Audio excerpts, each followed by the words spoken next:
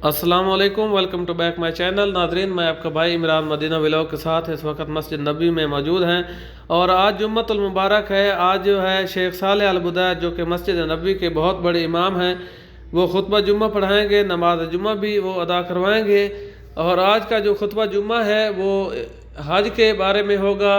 हज के फ़ज़ाइल बयान किए जाएंगे, हज के अरकान बयान किए जाएंगे और हज की आमद है, तो इसीलिए जो है मस्जिदुल हराम और मस्जिद नबवी में हजाज कराम की तादाद जो है बढ़ चुकी है, बहुत ज़्यादा रश है। तो आज जो है खुतबा लंबा हो जाएगा, तो इसीलिए जो शार्ट करके वीडियो बनाते हैं और अभी जाते हैं और खुतबा जुम्मा शुरू होने वाला है। खुतबा सुनते हैं और इंशाल्लाह बहुत ही जो है मालूमाती वीडियो है। आप वीडियो को मुकम्मल वॉच करें, लाइक शेयर ज़रूर कर दें ताकि हर आने वाले नए व्यूअर्स तक जो है ये वीडियो पहुंच सके। तो आइए, अभी खुतबा शुरू होने वाला है, खुतबा सुनते हैं।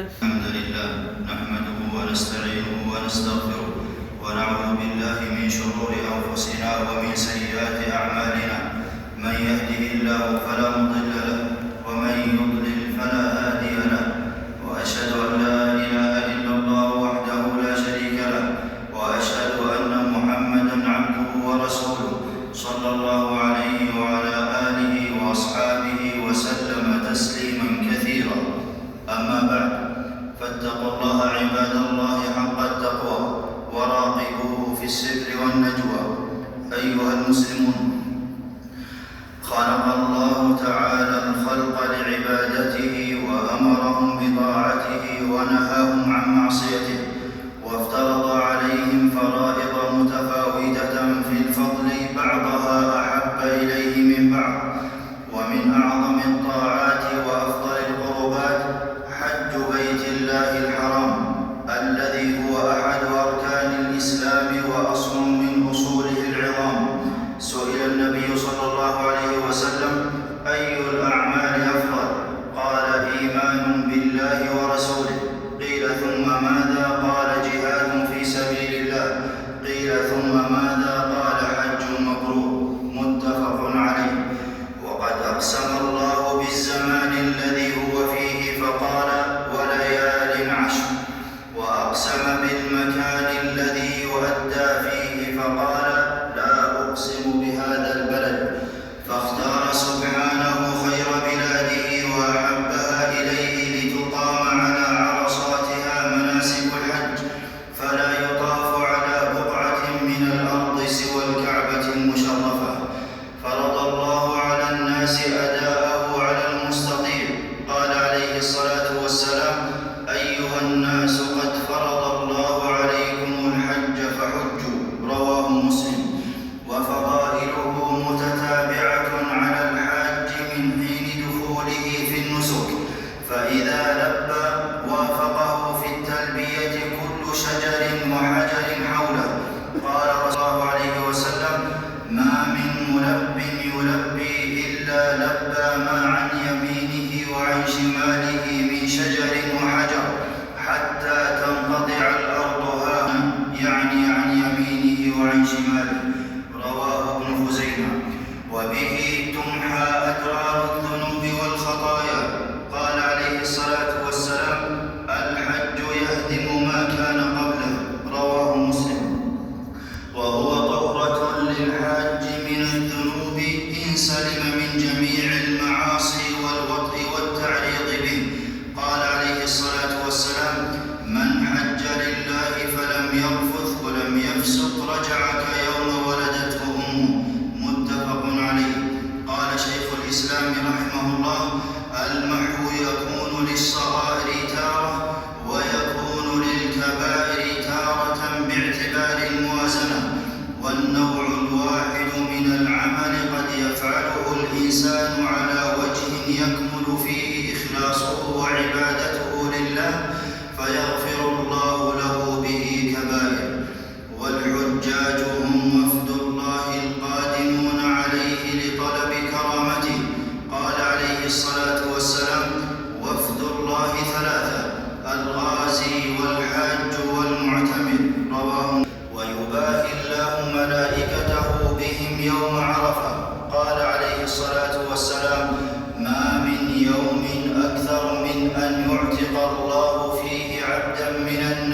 من يوم عرفة، وإنه ليدنو ثم يباهي بهم الملائكة فيقول: ما أراد هؤلاء؟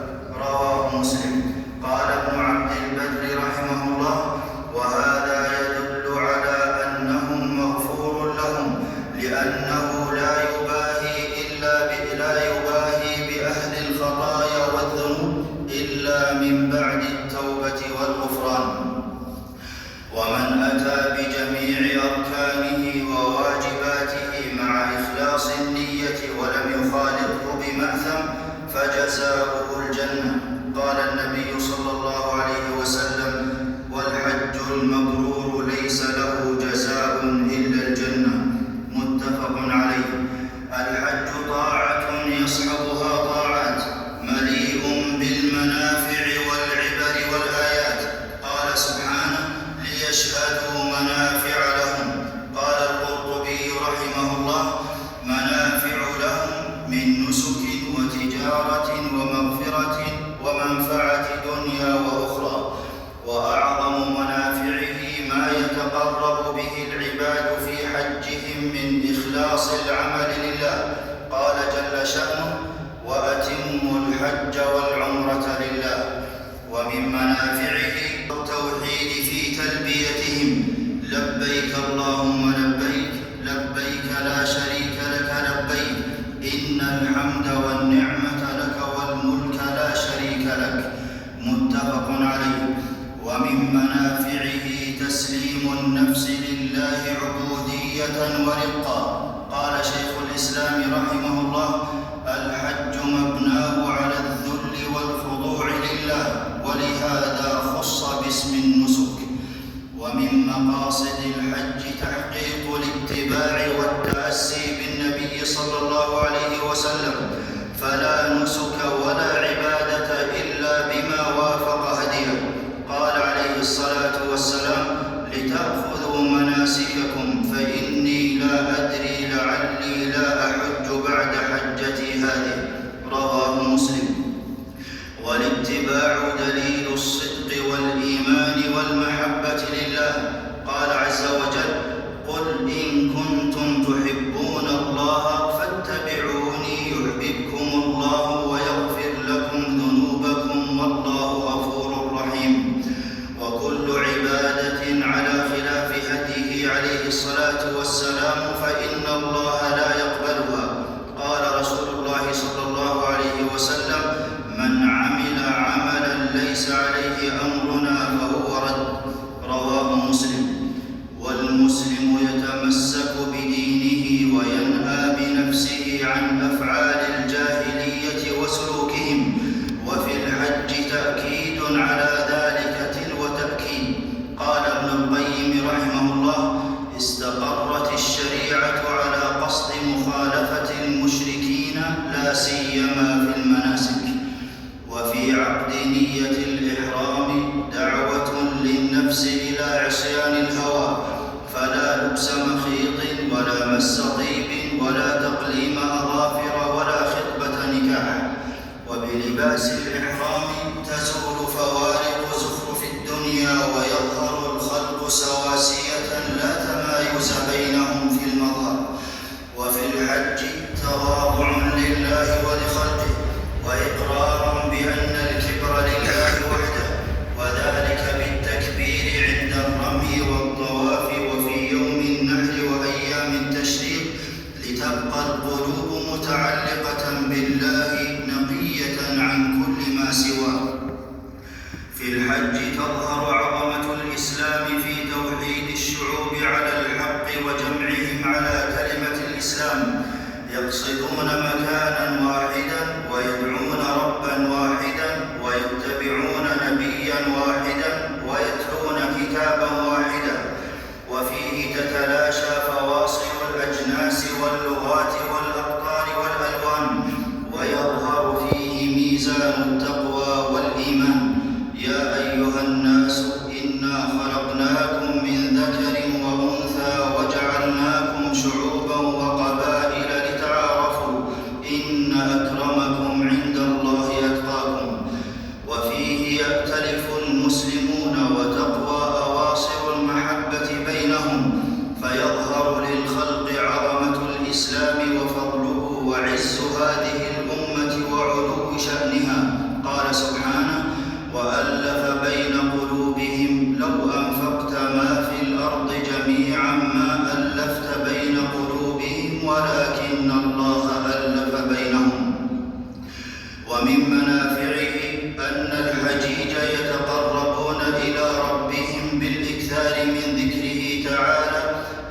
كلما أقاموا أو ارتحلوا وإذا صعدوا أو هبطوا، بل حتى بعد فراغهم من نسكهم. قال جل شأنه: فإذا قضيتم مناسككم فاذكروا الله كذكركم آباءكم أو أشد ذكرا. قال ابن القيم رحمه الله: أفضل أهل كل عمل أكثرهم فيه ذكرا، وأفضل الحجاج أكثرهم ذكرا. وزينة الحجاج إظهار مكارم أخلاقهم ومحاسن أعمالهم وطيب الكلام بينهم. قال جل شأنه: فمن فرض فيهن الحج فلا رفث ولا فسوق ولا جدال في الحج، بل يتسابقون إلى خدمة بعضهم بعضا. قال مجاهد رحمه الله: صحبت ابن عمر رضي الله عنهما في السفر ليخدمه فكان يخدمني. قال ابن رجب رحمه الله: وكان كثير من السلف يشترط على أصحابه في السفر أن يخدمهم اغتناما لأجل ذلك. في الحج تربية للنفس على ترك الرغبات باجتناب بعض المباحات كلبس المخيط والطيب. ومن كف نفسه عن محظورات الإحرام في حجه حري به أن يكفها عن المعاصي في كل زمان ومكان. وفيه حث على إتقان العمل وأهمية الوقت في الحياة، فبغروب الشمس تحول من بقعة إلى بقعة وانتقال من منسك إلى منسك، لا يسبق فعل فعلا، نظام عامر في الحياة والشعائر، منه المنطلق في الإخلاص والاتباع.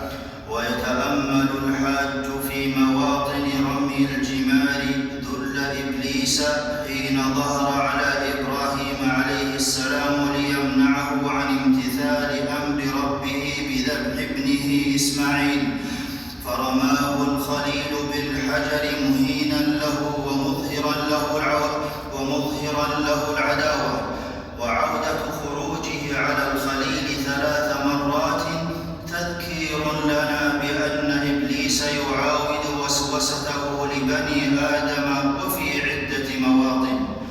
ومن لبى في حجه بالتوحيد وكبره في العيد وجب عليه الوفاء بوعده مع الله بأن لا يدعو سواه ولا يلجأ إلى غيره ولا يطوف بغير الكعبة.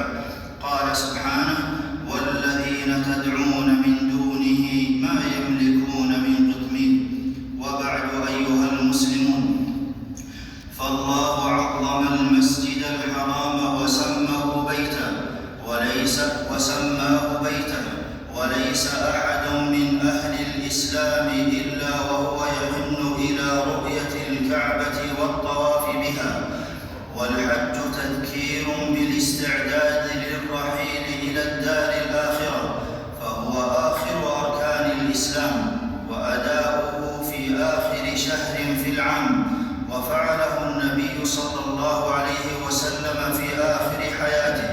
والحاج يترك ماله وأهله ويرحل للحج ويلبس إحراما كلباس الأكفان. واجتماع العباد والوقوف بالمشاعر تذكير باجتماعهم في المحشر ووقوفهم بين يدي الله. أعوذ بالله من الشيطان الرجيم. وأذن في الناس بالحج يأتوك رجالا وعلى كل ضامر يأتين من كل فج عميق ليشهدوا منافع لهم ويذكروا اسم الله في أيام معلومات على ما رزقهم من بهيمة الأنعام. بارك الله لي ولكم في القرآن العظيم، ونفعني الله وإياكم بما فيه من الآيات والذكر الحكيم. أقول قولي هذا وأستغفر الله لي ولكم ولجميع المسلمين من كل ذنب فاستغفروه إنه هو الغفور الرحيم.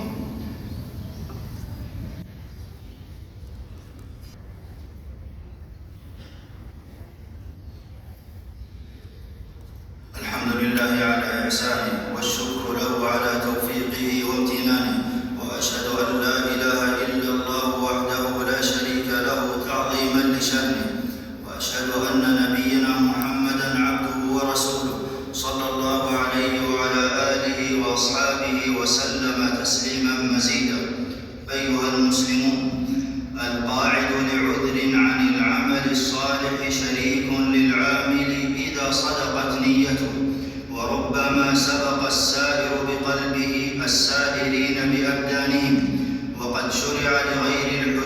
صيام يوم عرفة.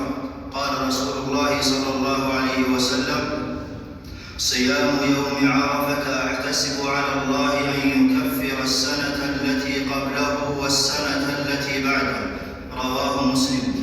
فشاركوا الحجيج في أيام عشر ذي الحجة بالدعاء والتهليل والتكبير والتحميد وسائر أنواع الذكر، وأكثروا منها كل حين. قال عليه الصلاة والسلام: ما العمل في أيام أفضل منها في هذه؟ قالوا: ولا الجهاد؟ قال: ولا الجهاد إلا رجل خرج يخاطر بنفسه وماله فلم يرجع بشيء. رواه البخاري. فاغتنموا مواسم العبادة قبل فواتها، فالحياة مغنم والأيام معدودة والأعمار قصيرة. ثم اعلموا أن الله أمركم بأمر بدأ فيه بنفسه أولا وثنى بملائكته فقال: إن الله وملائكته يصلون على النبي يا أيها الذين آمنوا صلوا عليه وسلموا تسليما. اللهم صل وسلم وبارك على نبينا محمد والله الراشدين الذين قضوا بالحق وبه كانوا يعدلون، أبي بكر وعمر وعثمان وعلي، وعن سائر الصحابة أجمعين، وعنا معهم بجودك وكرمك يا أكرم الأكرمين. اللهم أعز الإسلام والمسلمين وأذل الشرك والمشركين ودمر أعداء الدين، واجعل اللهم هذا البلد آمنا مطمئنا رخاء وسائر بلاد المسلمين. اللهم أصلح أحوال المسلمين مكان. اللهم كن للمستضعفين وليا ونصيرا ومعينا وظهيرا يا قوي يا عزيز. اللهم وفق إمامنا لما تحب وترضى، وخذ بناصيته للبر والتقوى، ومتعه بالصحة العاجلة والعافية التامة يا رب العالمين. ووفق ولي عهده لما تحب وترضى، وانفع اللهم بهما الإسلام والمسلمين، واحفظ اللهم الحجاج والمعتمرين يا حفيظ يا رب العالمين. ووفق جميع ولاة أمور المسلمين للعمل بكتابك وتحكيم شرعك. ربنا آتنا في الدنيا حسنة وفي الآخرة حسنة وقنا عذاب النار. ربنا ظلمنا أنفسنا وإن لم تغفر لنا وترحمنا لنكونن من الخاسرين. عباد الله، إن الله يأمر بالعدل والإحسان